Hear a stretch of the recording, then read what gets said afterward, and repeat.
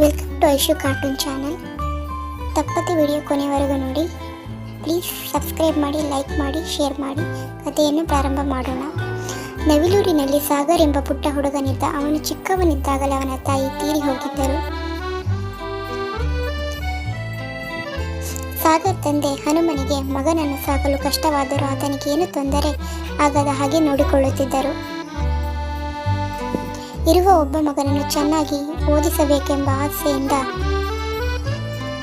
ಅವರ ತಂದೆ ಪಟ್ಟಣಕ್ಕೆ ಬಂದು ಒಂದು ಖಾಸಗಿ ಶಾಲೆಗೆ ಸೇರಿಸಿದ್ದರು.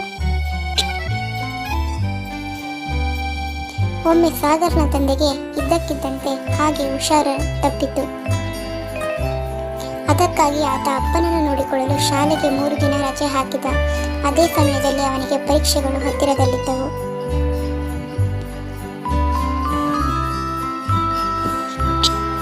ಅವನಿಗೆ ಯಾರೂ ಸಹ ಹಿಂದಿನ ತರಗತಿಯಲ್ಲಿ ನಡೆದ ಪಾಠಗಳ ನೋಟ್ ಪುಸ್ತಕ ಕೊಡಲಿಲ್ಲ.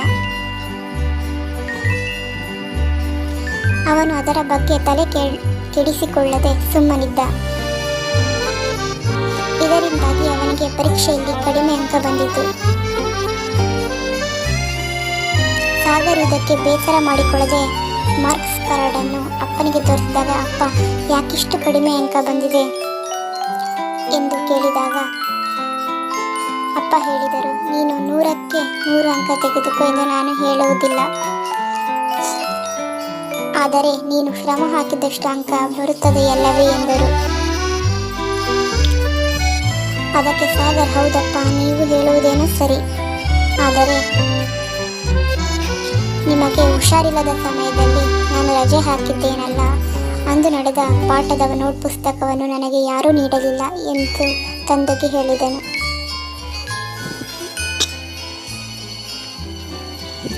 ನಾನೇನು ಮಾಡಲಿ ಎಂದು ತಂದೆಗೆ ಹೇಳಿದನು.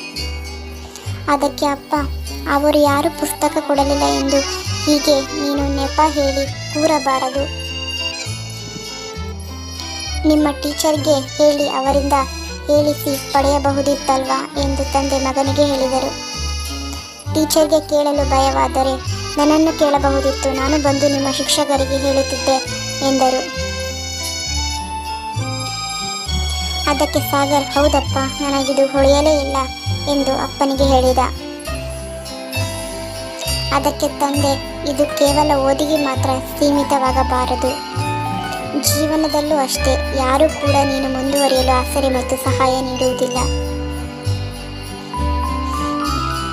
ನಾವೇ ಬುದ್ಧಿ ಉಪಯೋಗಿಸಿ ಪರಿಹಾರ ಕಂಡುಕೊಳ್ಳಬೇಕು.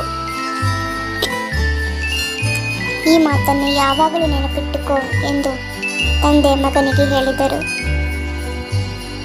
ಸಾಗರ್ ಅಂದಿನಿಂದ ನೆಪ ಹೇಳಿ ತಪ್ಪಿಸಿಕೊಳ್ಳುವುದನ್ನು ಬಿಟ್ಟು ಜಾಣ ವಿದ್ಯಾರ್ಥಿಯಾದ.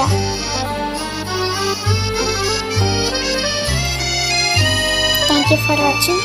ಪ್ಲೀಸ್ ಹೀಗೆ ಸಪೋರ್ಟ್ ಮಾಡಿ. ದಯವಿಟ್ಟು ಸಬ್ಸ್ಕ್ರೈಬ್ ಮಾಡೋದನ್ನು ಮರಿಬೇಡಿ.